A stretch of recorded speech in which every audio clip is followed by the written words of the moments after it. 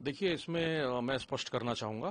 कि राजस्थान के लिए तो विशेष रूप से ये गौरव की बात थी कि राजस्थान से उपराष्ट्रपति अगर बनते हैं और धनखड़ साहब राजस्थान से ताल्लुक रखते हैं तो निश्चित रूप से राजस्थान का गौरव और सम्मान उन्होंने हमेशा बढ़ाया।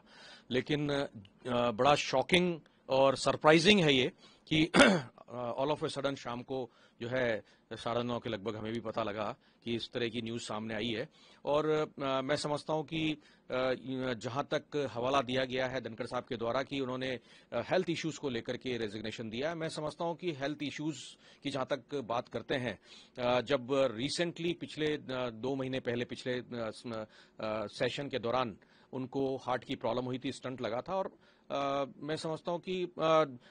तीसरे चौथे दिन ही उन्होंने जो है वह ऑफिस रिज्यूम कर लिया था। तो मैं समझता हूं कि हेल्थ के इश्यूज का बीच में आना ये कहीं ना कहीं एक प्रश्नवाचक चिन्ह इस पर लगता है। इस चीज को लेकर के ये निश्चित रूप से जो है सरकार के दबाव में दिया गया इस्तीफा नजर आता। कहीं ना कहीं जो है सरकार ने उनकी किसी बात को लेकर के और उस चीज पर मंथन करते हुए इस निर्णय को उन पर थोपा है और ये